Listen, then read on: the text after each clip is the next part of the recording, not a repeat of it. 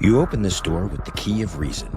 Beyond it is another dimension, a dimension of truth, a dimension of freedom, a dimension of joy. You're moving into the land of both the ideal and the real, of the possible and the actual. You've just crossed over into the Capitalist Corner. Where reason meets reality, welcome to the Capitalist Corner. That's right, where reason meets reality. Welcome to the Capitalist Corner, folks. I'm your host, Mark Pellegrino, and also the chairman of the American Capitalist Party, along with my co-host and vice chair of the American Capitalist Party, Michael Liebowitz, who's also the host of many and sundry shows as well. We'll talk about that in a second, Michael. I just want to remind everybody to like and subscribe to this channel. Please to share it liberally across social media programs, because we think the message of individual rights and inviolable property needs to become the new sexy ideal out there for everybody. So, Michael, tell us about your shows first. But I know you have you got a real bee in your bonnet that you want to get out today. So I've got all kinds of stuff. So first of all, there's a great episode out right now. Persephone yesterday interviewed me, and what a great job she did on short notice. She interviewed me primarily about why podcasting, how I became a podcaster, my experiences in doing it.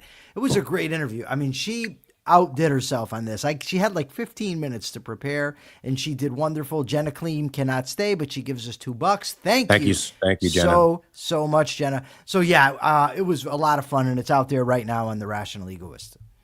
Fantastic. And any other shows you want to talk about, Michael, perchance? Well, we have the Everyday Ethics at 2:30 p.m. Eastern. And then, of course, on the weekend, Saturday, and I don't know if it's going to be at a new time because Mark always has to switch things up, but we're going to be discussing the hierarchy of needs from Abraham Maslow, self-actualization. It's going to be good. And tomorrow, there's a very real chance that I'm going to have a debate on this program with somebody where I'm really out of my depth, I think, but we're going to give it a shot and see how it goes. Well, he might have more knowledge than you on the particular region, but you might have him beat on principles, Michael. He's like an expert in military intelligence and strategy. Whoops. So I emailed it to you so you can check it out and take a look. Well, if anything, it'll be a learning experience for you. You never lose a debate, man. What you do is you gain knowledge and experience, also, and you become better. I wanted to. Okay, so the conversation here is the topic is a conversation with Claude. I just want to tell you what happened, and I want to tell you something I learned. So yesterday, Persephone had asked me something I had changed my mind about recently, and I couldn't think of anything off the cuff, but I thought about it this morning. And this is in part due to Mark, because he's the first one that brought it to my attention, Jim Valiant, and then, of course, my own research. I have changed my mind. I initially said that Iran did nothing to back al-Qaeda. Mark and I had a debate, and I said that. I was wrong, and I subsequently learned it. I want to be clear. I am not saying that Iran was behind 9/11 or that Iran was some kind of a primary supporter of al-Qaeda or anything like that. There just was a transactional relationship that I wasn't aware of, and I needed, and I investigated like I do when somebody makes claims, and it turns out there was this transactional relationship. But, wow, with what I came, in this discussion I had with the AI Claude this morning, and I did, fact check it against another AI, and nothing in there contradicts what I've learned from my memory. Or Jim, stop, because Peikoff did claim that they were involved with 9/11. And he also claimed some other stuff that we'll get into right now. So anyway, so I started off with, Jim actually posted yesterday, or at least it showed up yesterday on the Rational Egoist. Jim was on his funny pills that he sometimes takes. And he went back to the Peikoff thing, and he sort of made a comment about how they had a transactional relationship with Iran. And it reminded me that I remember them saying there was this sort of relationship with Saddam Hussein. So I got up this morning, and I woke up at, what the hell time was that? 2 o'clock. I tried for an hour to get back to bed, and I couldn't. So I said, hell with it. I got up.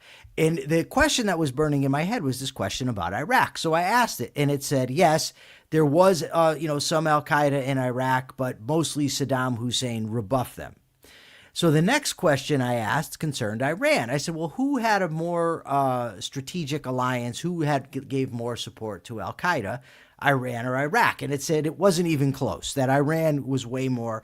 They allowed hijackers. They didn't know, evidently, that they were hijackers ahead of time. They didn't know any of that. But they did train al-Qaeda early on with explosives, and they did allow them transit through Iran. From what I could gather, the relationship was one of disturbing the United States' influence in the region. There was no foreknowledge on the part of Iran that al-Qaeda was going to attack America, so they weren't involved in that. Are you with me so far? Did you read? And by the way, Persephone is going to post, or already posted, my whole conversation with I read most of the conversation, as I told you before. I have an issue here at the house that I am currently dealing with, an emergency, which may force me to be away from the screen for a minute or two. And then, so I read most of it. I thought it was very fascinating, Michael. Well, although there's a different component. Go ahead. Can I say there's a different component here that I would like to discuss on how interactive Claude was with me, because Claude, unlike ChatGPT, remembers now the conversations. So as I'm asking questions to it, it says things like, yes, this would be very good for your show. And yes, if you're going to discuss this on the air, you want to be very precise about this. And well, yes, and this is a very intellectually honest question. The AI stuff is just blowing my mind. It's absolutely fascinating. And I don't know what happened to Mark. So he's evidently dealing with the exterminator, I guess. Jim Valiant says, yeah, right. I don't know if it's a sarcastic yeah, right, or if it's a yeah, right. I don't know. We'll have to discuss that with Mr. Valiant at another time. We are kind of BFFs right now. So let me kick in over here. I want to just go to the conversation that I had with Claude. I want to kind of take it in order because it was so great. It really was. Let me find it here. Here it is. So the first question I asked, was there any evidence of al-Qaeda being in Iraq? We talked about that. Then I asked it, who helped al-Qaeda more, Iran or Iraq? And we've kind of discussed that already. So then I told it to summarize with logical precision the relationship between Iran and al-Qaeda, the influence Iran had on al-Qaeda, and the degree of the role Iran played in al-Qaeda attacks on the U.S. Claude was very, what's the word? Assertive, I guess, would be the way to put this. It says this is not an alliance of shared ideology. It was a transactional, coercive, and mutually exploitative arrangement. Doesn't have image generation. Claude can generate images, as far as I know. Persephone, right? Claude can generate. Oh, okay. Can't do it. It does it so. Yeah, when I've tried to have it make thumbnails for me, it messes up. It says that the core of their relationship was centered on disrupting U.S. interest in the region, best summarized as a marriage of convenience, allowing al-Qaeda to facilitate financial transactions and the flow of personnel and fighters throughout Iran in return for mostly limited terrorism inside Iran or against Iranian targets. The ideological tension is real and persistent between them. So I thought that was very, very interesting. They also had some of these al-Qaeda folks on house arrest within Iran.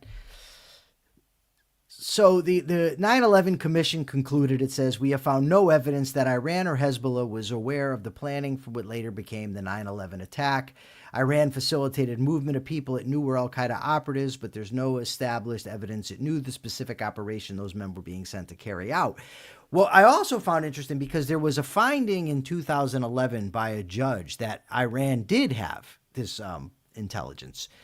But what I didn't know, excuse me, was that it was actually a default judgment because Iran wasn't there to contest. So it was a legal thing. It was a default judgment, not a finding of fact.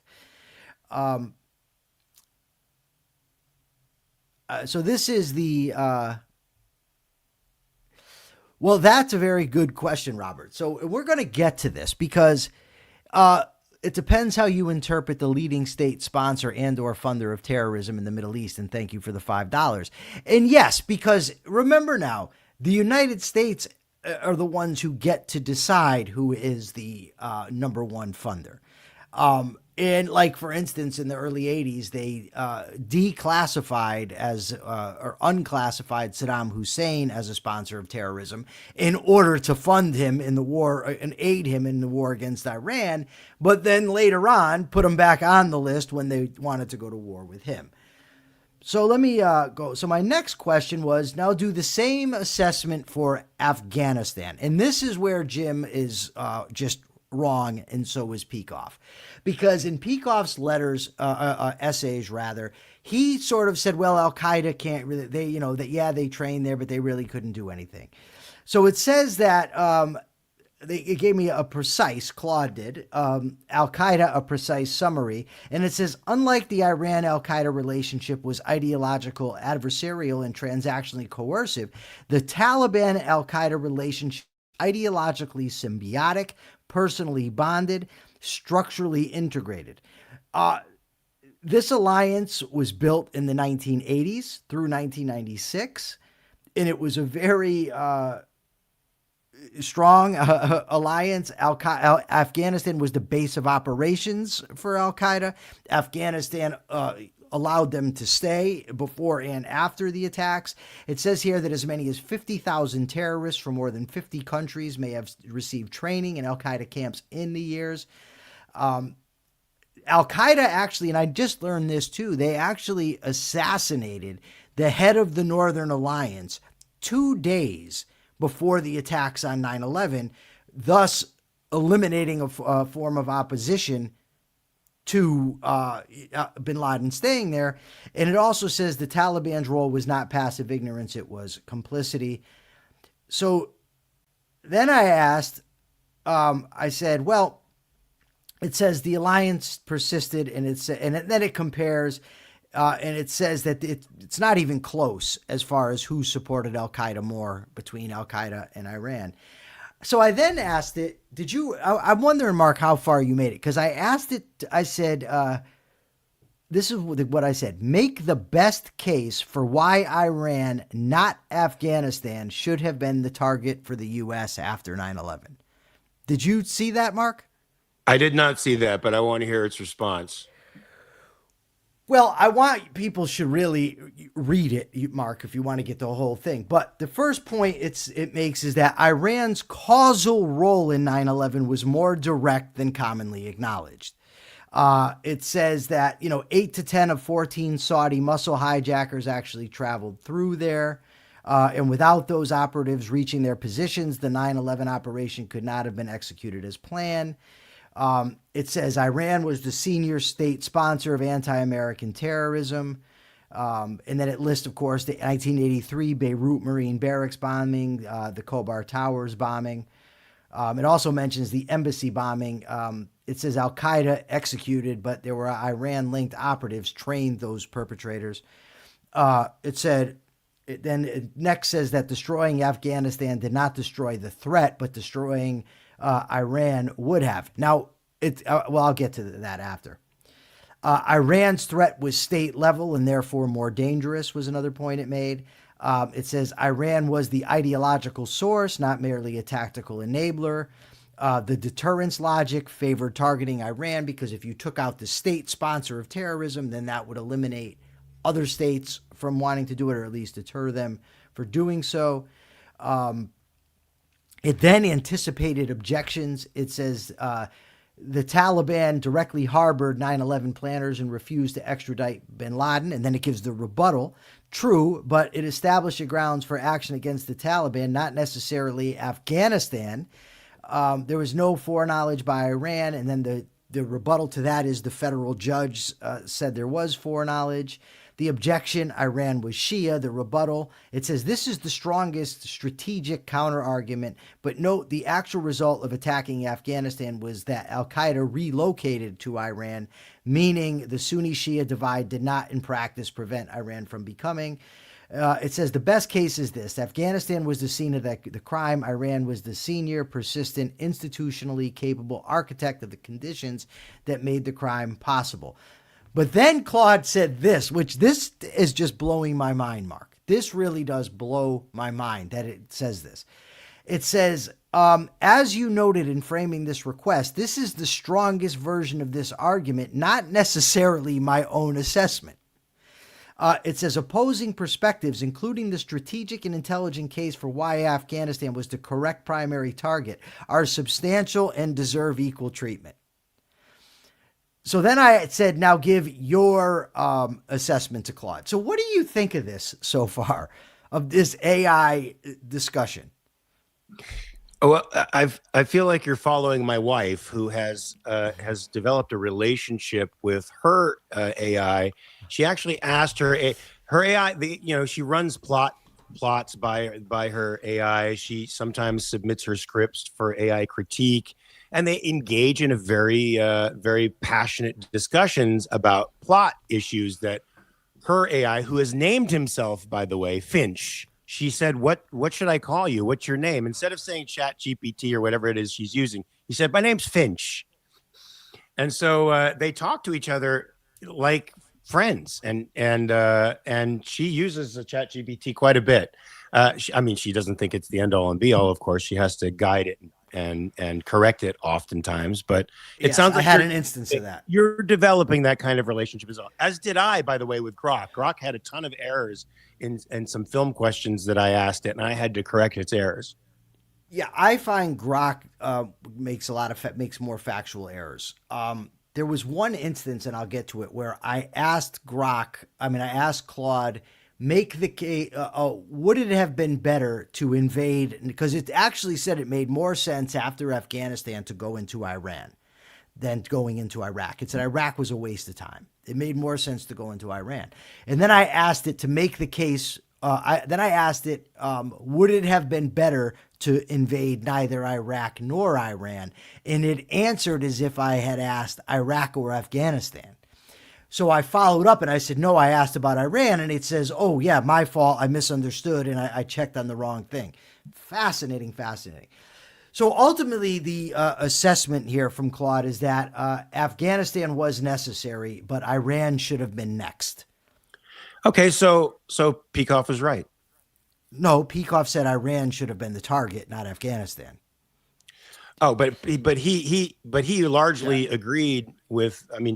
Claude largely agreed with Peikoff's assessment, though. No, it didn't, and we're going to get to that. Oh, okay. Because it sounded like he was identifying relationships between these terrorist organizations and putting Iran as the primary. Yes. We'll get to that afterwards. What it actually said was, and I don't want to preempt it too much, is that Afghanistan was and should have been the first target. It then says then Iran. But a lot of the reasons are for what Leonard said, but there's also significant errors that I would say Leonard made and omissions that we're going to get to. Its reasoning for why Afghanistan should have been first, by the way, it says Afghanistan first was justified, not merely defensible. Al-Qaeda planned, trained, and launched 9/11 from Afghan soil. The Taliban was offered the opportunity to surrender bin Laden and declined. That refusal converted the Taliban from a passive host into an active co-belligerent. The military's response was proportionate, well-grounded in laws of war, critically had an objective to destroy the operational base and eliminate the leadership. On those narrow terms, it was the right move. It then gets into the strategy failed, and it says that because the Iran question was never asked. Here's where Peikoff is correct, that they never even really looked at Iran, and they should have, according here. It says the U.S. never seriously treated Iran as a co-responsible party in any of its post-9/11 strategic planning. It says this was a strategic error of the first order. It then says Iraq was the decisive mistake, and it made the Iran problem permanent. And it also talks about, the development of al-Qaeda in Iraq, of ISIS, of strengthening the Shia within Iraq, strengthening the connections between Iran and Iraq. So it got into all that. The deterrence failure. This is where Peikoff is on his, in my view, strongest point, is that by allowing Iran for so long to get away with what it was doing, there failed to be any deterrent and allowed it to grow into a much bigger threat. That's much stronger footing. But then it says the bottom line: Afghanistan was the right first target. Iraq was an inexcusable diversion based on fabricated and stovepipe intelligence. Iran was the correct strategic target that was never seriously engaged, and the 2 decades of consequences that followed, including Iran becoming al-Qaeda's post 9/11 sanctuary, are the direct results of that omission. So then I asked it this. I said, the United States ultimately failed in Afghanistan. Do you agree? I asked it. And I said, what would it have taken to defeat soundly both Afghanistan and Iran? And it says, yes, the U.S. failed in Afghanistan, not partially, not ambiguously. It failed by every meaningful strategic measure. Here is the honest assessment, followed by what genuine victory in both theaters would have taken.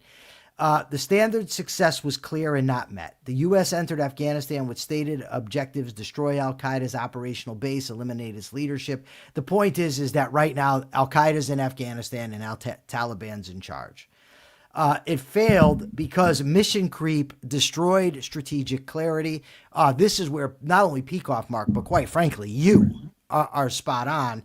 It said the initial objective was to destroy al-Qaeda's base. And then we ended up getting into the whole, build democracy, civilian infrastructure, all that stuff. It says, what would genuine victory have required? It says Afghanistan victory was possible, but with a narrow definition. The achievable version of victory was the one the U.S. had within its grasp in late 2001. Destroy the training infrastructure, kill or capture al-Qaeda leadership, topple the Taliban government as punishment for harboring them, and leave. Not build democracy, not create modern state, destroy the base, demonstrate the cost of harboring Americans' enemies, and exit. That's what it says should have been done. Then it says bin Laden should not have been allowed to escape from Tora Bora. That's, pretty much everybody said that. Refuse the nation building mission entirely.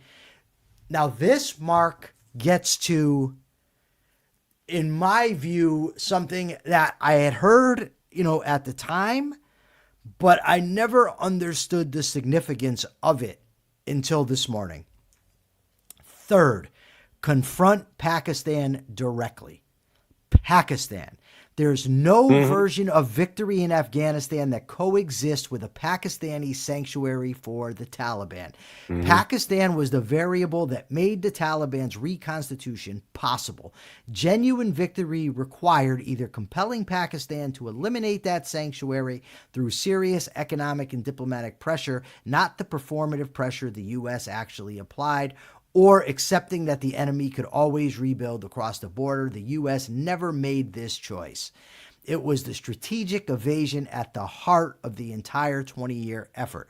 Now, obviously, this is interpretive, right? So I'm not saying that this is right. I'm not a military expert. I don't know.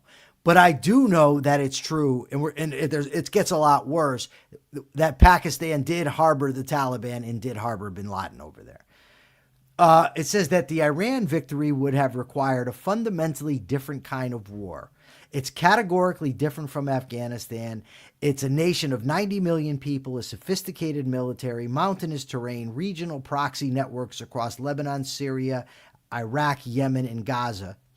I don't know, Akira Felix. It says there are 3 different definitions of what victory over Iran would have meant. Destroy Iran's capacity to sponsor terrorism and develop nuclear weapons. It says this is the most achievable of the 3, and it's essentially what the current 2026 war appears to be attempting. It requires sustained air and missile strikes against nuclear facilities, IRGC infrastructure, Quds force networks, and missile production capacity. It does not require occupation, regime change, or troops. Boots on the ground. It says definition 2 of victory: regime change. This is what the neoconservative vision of Iraq implicitly assumed was achievable and what Iraq's architects hoped a democratic domino effect would accomplish. The honest assessment, it says that this was not achievable with the military and political will the United States has ever demonstrated it possesses in the post-Vietnam era. It would have required a mobilization on a scale not seen since World War II, a willingness to sustain casualties over a decade or more, and an occupation force of several 100,000 troops minimum. None of those conditions existed or were politically achievable. What do you think of that? I disagree with some of that, but I want to. What do you disagree with? That's what I want to know. First of all, Ray says, "Do we have any military strategy experts in the objectivist community?" Yeah, Yaron Brook. I mean, he worked for military intelligence in the IDF, and he usually, I think, comes up with a pretty great summation of war details and what's going on, and seems to know some of the strategy from the back door, since he was, I think, an engineer over there and worked in military intelligence. I think he was a tank operator, something like commander. So he knows something about what's going on over there. Michael, I don't think that taking Iran out in that second way to get regime change would take 10 years. Hold on a second. It's not just regime change that it's talking about.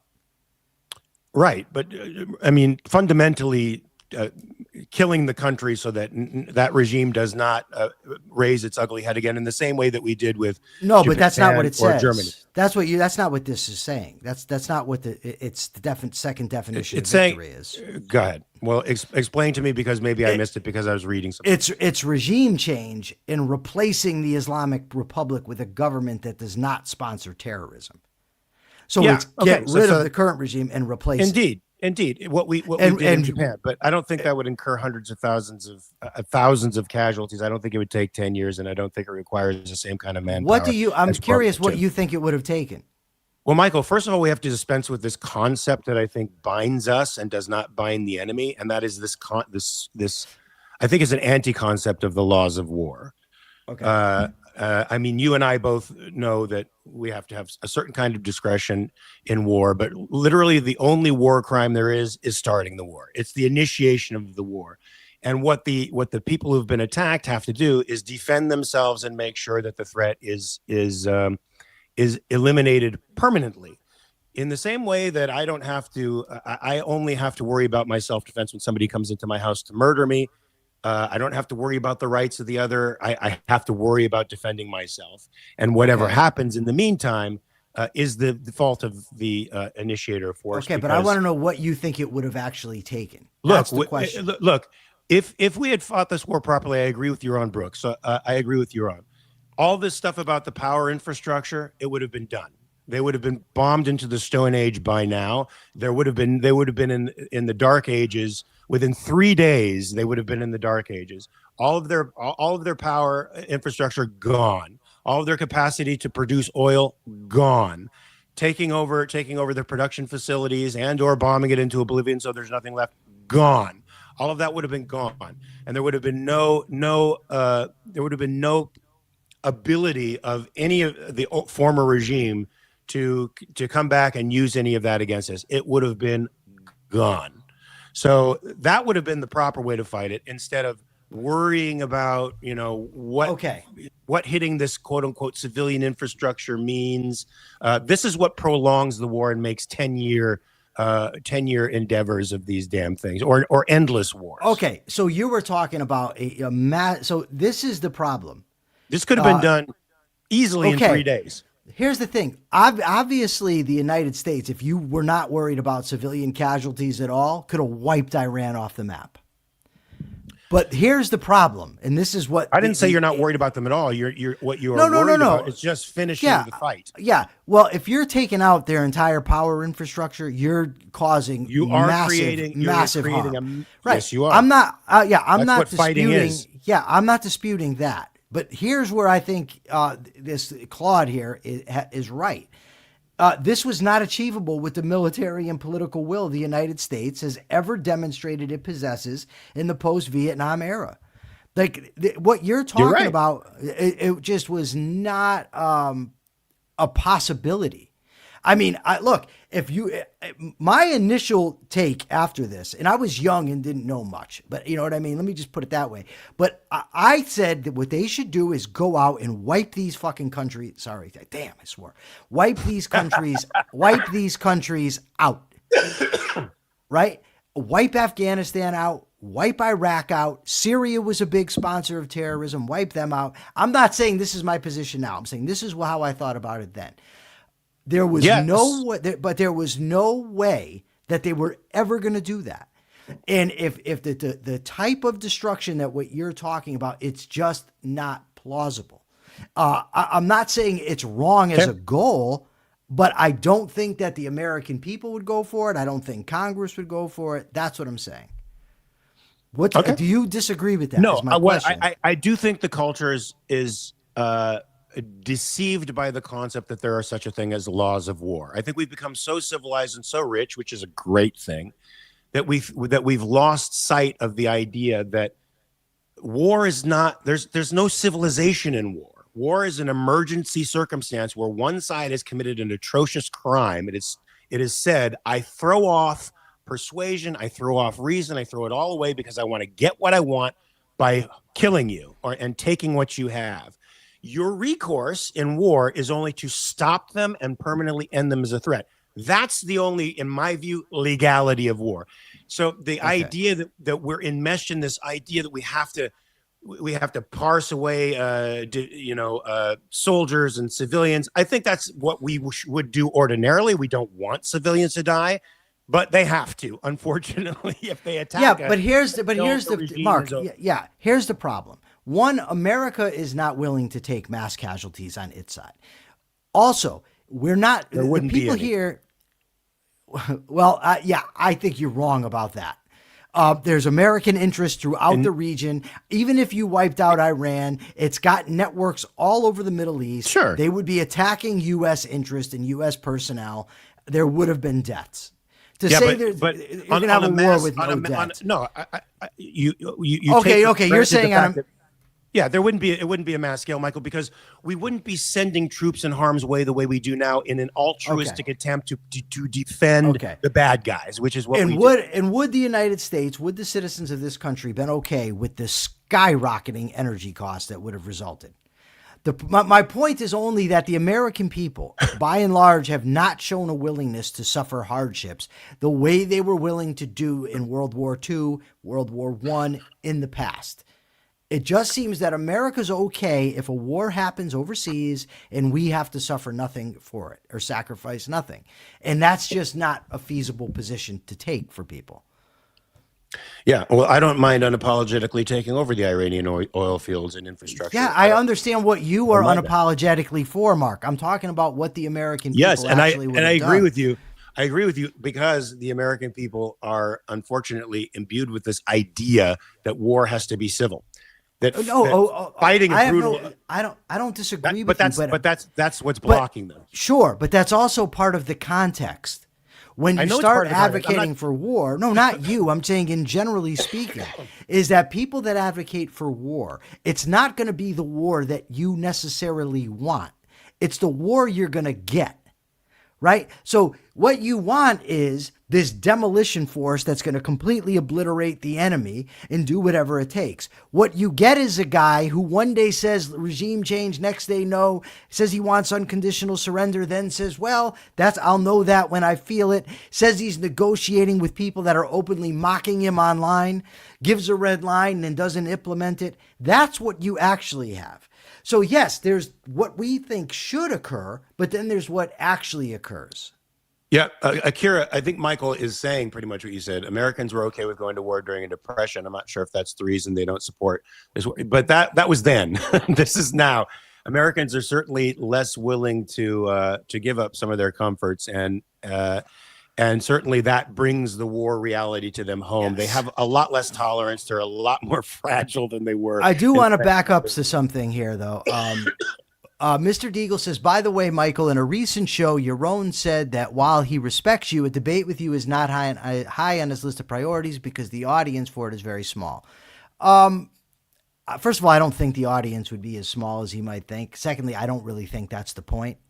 The point is that within objectivism, there's a lot of different voices that are, and people are looking for clarity on the issues. They want to know the facts. They want to know the arguments. That was the main purpose for it. He's free to do whatever he wants, and I appreciate the respect. I mean, I respect him as well. I'm just saying that I don't. That could be his primary reason is if he's not getting views. I just don't think that should be, in my view, the main thing to be concerned about. But anyway, so I asked it, I said, it seems that Pakistan was a significant part of the equation. Should the U.S. have considered striking them? And ultimately, it gives all the things that it did, but it says you couldn't do it because they were a nuclear power. That's what that all boiled down to. But the cost of not striking was paid in American lives.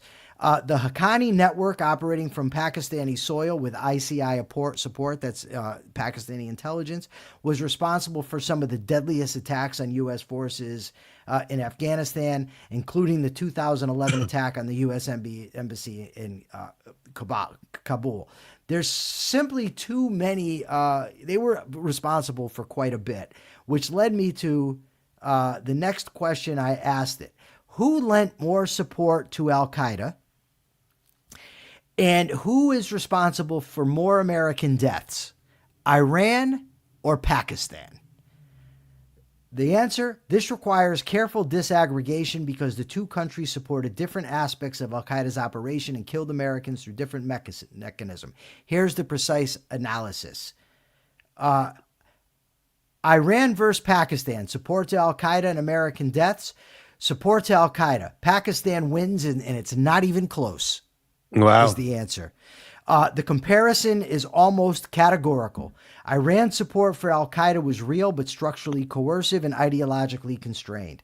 Iran held al-Qaeda operatives as leverage, facilitated their travel as a tactical instrument, and tolerated rather than embraced them. Pakistan's support was foundational, institutional, sustained across decades. Pakistan created the environment in which al-Qaeda was born. Al-Qaeda was founded in a series of meetings held in Peshawar in 1988, attended by bin Laden, Zawahiri, and other veterans of the Soviet-Afghan War. Pakistan was not a subsequent supporter. It was the geographic and operational birthplace of the organization. Pakistan built, armed, and sustained the Taliban, al-Qaeda's primary host. The ISI, that's again the intelligence, brokered the Taliban-al-Qaeda alliance. According to the 9/11 Commission, the ISI had midwifed the alliance between Mullah Omar, the head of the Taliban, and bin Laden. This is not a peripheral fact. It means the organizational relationship that made 9/11 possible was itself facilitated by Pakistani intelligence. It says Pakistan provided al-Qaeda's post-9/11 survival base. A NATO study based on 27,000 interrogation reached the definitive conclusion that al-Qaeda and other fighters, they concluded that the ISI support was critical to the survival and revival of the Taliban. It says Iran's support, by contrast, was transactional and coercive. Verdict on support, Pakistan is not even in the same category as Iran. This is where Peikoff was way, way off, and so is everybody else that makes the claim. Now, here's the thing. Pakistan wasn't designated a state sponsor of terrorism. They were designated an ally and given tons of cash. All right, American deaths. Pakistan is responsible for more, by an order of magnitude. This is the most damning comparison and the one least honestly confronted in American public discourse. The Haqqani network alone exceeds anything Iran produced.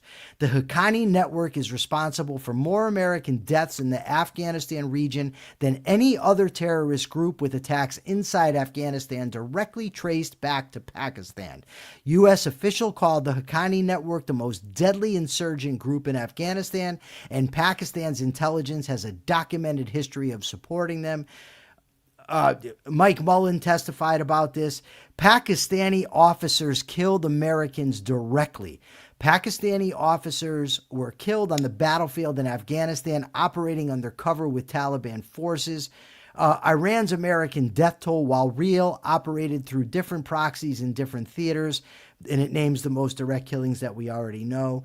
The 2,461 Americans killed in Afghanistan died in a war that Pakistan deliberately prolonged by providing the Taliban sanctuary, financing, intelligence, and operational support. A causation argument can be made that without Pakistani support, the Taliban could not have reconstituted after 2001. The paradox that defines American foreign policy failure. Iran was placed on the state sponsors of terrorism list. Pakistan was classified as a major non-NATO ally and received over $33 billion in American aid. Wow. So the final verdict: Pakistan provided more support to al-Qaeda, is responsible for more American deaths, and escaped all strategic consequences. Iran provided less support, killed fewer Americans, and was eventually targeted militarily. The inversion of accountability is one of the most consequential, least discussed failures of American grand strategy in the post-9/11 era. My God. We got $2.99 from Gary Menard. Thank you, Gary. Thank you, Gary. Well, all that is very enlightening. It certainly changes my conception of what's going on in that region. Blew my mind this morning. And so the thing was, it's not like it contradicted anything. I mean, we already, like, it was in the news. I just didn't understand the degree, and it just made it very clear. Yes. So now we have probably a new order, a hierarchy of countries that America probably should have gone after to end this terrorist threat, Islamicist terrorist threat. And how would you order that now, Michael? From what this is the problem. I'm not, like I said, I think Iran, it was a legitimate threat, a legitimate sponsor of terror, legitimately, was, doing things that warranted us doing something. What that should or could or would have been, I'm not sure. There's so many experts on the topic. I certainly wouldn't rule war out either then or now. But again, I want somebody to make the case why that is the best option in dealing with them. Well, it's because of this, Michael, that we want the executive to make the case before Congress and the American people so that they can make these choices.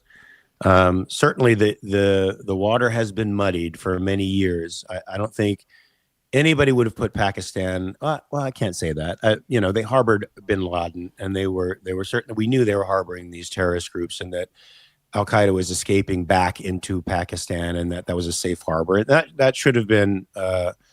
That should have been reason number one to deal with. Also, there's this. Saudi Arabia was the elephant in the room that was never addressed.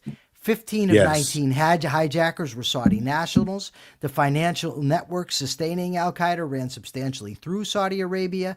The ideology driving al-Qaeda, Wahhabist Salafism, was exported globally through Saudi's state funding of madrasas. So it's state-sponsored now. The country most causally connected to the human and ideological inputs of 9/11 was treated as an ally. Its role largely suppressed in public discourse, and the 28 classified pages of the 9/11 Commission report withheld for 15 years. Yeah, I mean, a lot of us, though, knew that the Saudis, the Saudis were really, really up to their necks in this stuff anyway. So go ahead. I'm sorry. Multiple administrations for being hypocrites, for being allies with the Saudis. So next I got into some stuff that I don't really want to talk about because it's strategic stuff that I don't know. I basically asked it, would it have been best to invade neither Iran or Iraq? What's the best approach? That sort of thing. People can go and read it. They can see it. So then I asked this, because this to me is where objectivists get this the most wrong. And I had to be careful in my phrasing because I didn't want to bias the answer. I asked, do proponents of war with Iran strengthen or weaken their case by arguing that Iran is the fountainhead of Islamic extremism and the fountain of Islamic terrorism? Then it answers, this is a precise analytical question that cuts directly to the logical integrity of the pro-war case. The answer is they significantly weaken it and on multiple independent grounds. The argument, made most prominently by figures like John Bolton, certain neoconservative analysts, and some objectivists, including elements of the Ayn Rand Institute, runs roughly as follows. Iran is not merely a state sponsor of terrorism, it is the source of modern Islamic terrorism. Destroy Iran and you cut the root from which the entire threat grows. It is a rhetorically powerful argument. It is analytically weak in ways that are fatal to the case built upon it. 1. It is historically false and demonstrably so. This is the most damaging problem. The fountainhead claim is not a matter of interpretation or emphasis. It is a factually incorrect on the evidence. Al-Qaeda is Sunni, Iran is Shia. Al-Qaeda's ideological lineage runs through Egyptian Islamic Jihad, the Muslim Brotherhood, and most directly through the Wahhabi Salafi tradition exported by Saudi Arabia.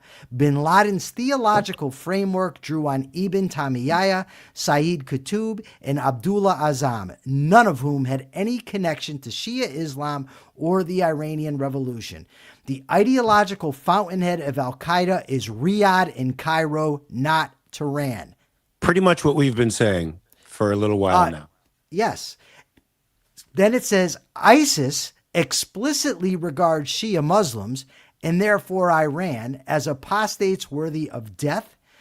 It said the 1979 Iranian Revolution inspired Shia political Islam, but did not create Sunni jihadism. These are parallel but distinct traditions with different theological roots, different geographical centers, different target hierarchies, and often actual mutual hostility. Conflating them to produce a single fountainhead narrative requires erasing distinctions that every serious scholar of political Islam considers fundamental. And then it says it proves too much, proves too little. It overreaches beyond the evidence, weakening the strong case that actually exists. And this is my ultimate conclusion I'm going to get to this morning. This is perhaps the most practically damaging problem for war proponents. There is a genuinely strong case for military action against Iran that does not require the fountainhead claim. The case is Iran's documented role in 9/11 hijacker facilitation, Iran's 40-year record of killing Americans through proxies, Iran's nuclear programming approaching weapons capabilities, Iran's IRGC directing attacks on American soldiers in Iraq, federal judicial findings of Iranian responsibility for specific attacks. This case is strong, evidence-based, and does not depend on contested historical claims. It stands on its own. The fountainhead claim adds nothing to this case evidentially and actively undermines it by inviting scrutiny that damages the broader argument. When an analyst claims Iran is the fountainhead of Islamic terrorism and that claim is demonstrably false, it raises the question of what else in their argument is analytically unsound. It contaminates the strongest arguments by associating with a weaker one. So my position now, after I've been studying this pretty thoroughly for quite some time, and not just by AI. I think a strong case could have been made to topple Iran after 9/11, after Afghanistan first. I think that Saudi Arabia and Pakistan should have been addressed and should still be addressed in some way. I think there's a strong case for Iran war now. if waged properly, declared and executed properly, I think there's a very, very good case. And I could now I'm not going to say easily, but I could be, I'm far closer to than where I was in saying I would support a war with Iran than before I had this discussion this morning. And, it's been weighing on me. I've been thinking about it. What I will absolutely never do is say that it was an imminent threat that required going to war without a declaration.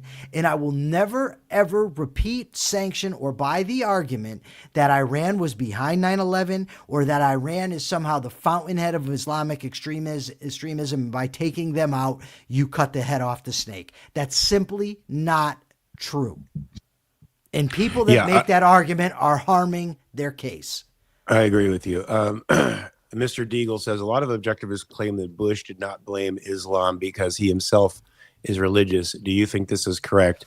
I mean, I can't get in. I sort of do. I can't get into Bush's head. We can't get into his internal motives for these things. So we're sort of psychologizing by saying yes. But I can say that we know that Reagan, who was a Christian conservative, justified his support of the Mujahideen against the Soviet Union as basically the religious, God-fearing people going against the atheistic communists. So it's quite possible that Bush had a similar blind spot, but we can't know. He didn't say it. He didn't say it explicitly. But one suspects that his hesitancy to criticize Islam and to pretend like it's a religion of peace, in some respects, comes from his religiosity. I mean, it's hard not to draw that conclusion.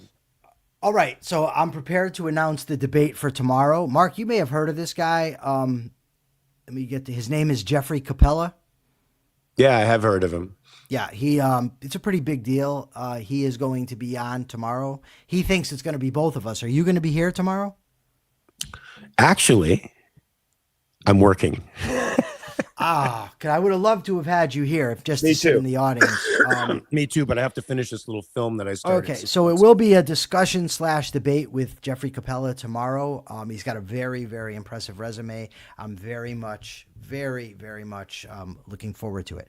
You're right, Mark. We can't know Bush's role or his motivation, but it seems to me that the motivation was, and I don't think it's necessarily a bad one, is that you had people, harassing and assaulting Muslims within the United States at the time. And I think Bush wanted to differentiate for that reason and for the reason of alliances abroad between the people that attacked us and your everyday, run-of-the-mill Muslim. That's what I personally think. I don't mention. I mean, I don't know for sure. The debate is going to be on whether this war is in America's interest. Obviously, he's going to take the pro side. Are you going to take the con side? You're going to take the con side that you don't think the war with Iran is in America's interest overall? Yeah, the war as it is. I mean, I'm not, if we're right. Well, I mean, look, he's got to understand that that's going to be the context. Yeah, no, I already made that clear because if you want to say that getting rid of Iran altogether is in the American interest, you might even be wrong, but it'd be a different debate. I want to deal with what actually is, because that I think is a big problem. I think Akira maybe hinted at it earlier, mentioned it earlier, that we're not talking about, it's unicorn governance. We're not talking about pillars of integrity who are geniuses at combat that aren't conflicted in any way and just want to do this right. We're dealing with Trump and Hegseth. And I think that's very, very, very important to keep in mind. We're dealing with the guy that today, yesterday, somebody from Iran, the government mocked him on X. I don't remember what it was now. There's so much. But then today, the speaker of the parliament, whom is supposed to be the guy they're dealing with. Yeah, he made fun of him. And now you've got this, the South African Iranian embassy put a tweet out this morning about Trump negotiating, and it's just Trump texting to himself. It's just embarrassing. It really is. So that's my take. But overall, Mark, I'm just curious. We got only a few minutes left. I don't expect anybody, and certainly I wouldn't, except because Claude says something, it's the truth. I will say that I did fact check it against Grok. I submitted it to Grok, and Grok said that I don't want to know about the analysis, just the factual claims. It said all the factual claims were correct. Nothing that I read this morning conflicts with anything else that I've seen since September 1st, 2011, or anything that I've been studying over the last month or so. So I'm confident in the accuracy that it put forward. The strategic stuff, I'm not. I was just curious what it would say. I couldn't sleep, and I wanted to have the conversation. But what do you think of it, Mark? I think it's a great analysis. Like you, I'm not necessarily qualified to talk about the strategic stuff, but it sort of hit on factual elements that I already knew, but never integrated in the way that the AI platform was able to do. So putting all those elements together gives me a much better picture of the whole, I think, that I didn't necessarily have before. And so it certainly reworked my sense of geography. I mean, look, for a number of years, I bought Peikoff's total line about Iran being the fountainhead of terrorism around the world. And once you removed that head, the rest of it would die. I don't think that now, of course, because of our discussions, because of looking into this over the past few months. I've come to change my mind. And what's great about these AI platforms is they can integrate all of this information. I wonder if Peikoff would have come to the same conclusions had we had these platforms in the 90s when he was drawing these conclusions, because they can take a tremendous amount of information and distill it down in a way that, Peikoff would have had to do that all by himself, and no man is really capable of that. So this is great. I mean, I think it's changed my perspective about this war. It's changed my perspective about who the sources of terrorism really are, who the real enemy is, who we have to really be looking at. Hasn't changed my perspective about how one should conduct war, because I think I'm really outside the mainstream with respect to that. Unfortunately. So long as I'm outside the mainstream thinks that war should be civil, wars are going to continue in perpetuity. They will never end, my friend. You hit on something I think is very important, Mark, because you said you changed your mind. And earlier I said how I changed my mind. And a lot of people say debates, they're pointless. I disagree. And that's exactly why. Had you and I, as friends, not been willing to get into heated debates on this very show, I would never have done the digging that I did to change my mind. You wouldn't have done the digging to change your mind. Discussions and disagreements are healthy. They're not bad. We all can be wrong. And there's nothing shameful about being wrong. Now, if you're wrong and then are, confronted with irrefutable evidence and you keep your position, there's something wrong with that. But changing, but admitting you were wrong, like a Dave Smith, for example, who continues to hold a position in spite of the fact that he's been proven factually wrong multiple times. Yes. Yeah, what he reminds me of is in the group that Brent McCall and I used to facilitate in prison. We'd have a discussion where people in the group would agree and say, yes, that's true. And then the next week, it would be as if the discussion never happened. And they would start arguing the same thing. That's what he does. That's not a good thing. So that shows a lot of dishonesty. It shows. I don't think I made fun of you because you didn't get any answers to your question the other day. I don't think I got any answers to my question from yesterday. It's probably Persephone's fault. I mean, if you're really going to think about it, but we are up to 782 followers, which I think is great. Okay. I'll give the capitalist thought of the day, and you do the question. How's that? Copy that. So we've been talking a lot lately about the war in Iran, and some people may be wondering, why does a show called The Capitalist Corner spend so much time talking foreign policy? I would prefer not to. I would prefer to be discussing economics, the ethics of capitalism, current events that have to do with that. But the fact of the matter is this is a pretty big story. And the role of government and how government functions and operates is absolutely relevant to making the case for capitalism. For capitalism to thrive, a government must be limited by law. The rule of law must govern, and it must be weighted in the protection of individual rights, individual freedom. And also, what war often demonstrates is just how ineffectual government is, even at doing what it should be doing, which is fighting war and defending the homeland. These are big, big issues that are highly relevant to making the case for capitalism. I hope that we're doing that here. Even if you disagree with us, I hope that you find us at least intellectually stimulating, and I hope you will keep tuning in. All right, Mark, ask the question and take us out. So I want to know if everybody out there has changed, if anybody out there has changed their mind respecting the conflict with Iran, based on the kind of research that Michael has done and the kind of discussions that we've had. Do you still think Iran is the font of Islamic terror out there? Or do you think now that other countries may be responsible, like Saudi Arabia and Cairo, for example, Egypt? Please make sure to answer that they have to answer it on YouTube. Where do they answer that? YouTube, yes, YouTube, yeah.